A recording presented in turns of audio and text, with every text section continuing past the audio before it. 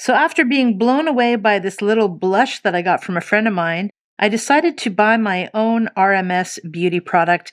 And this time around, I got the concealer. There's been a lot of hype around this product. I got the color 001, or just 00 rather. Hard to see here, but it's in Japanese because I'm in Japan.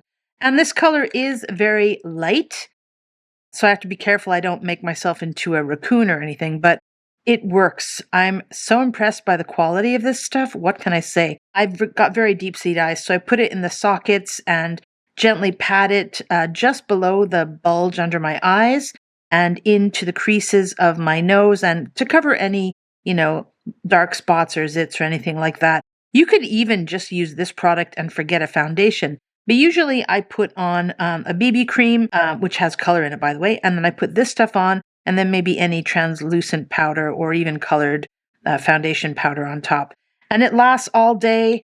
It's very small, compact, not a lot of product because you don't need a lot, and very, nice frosted glass here.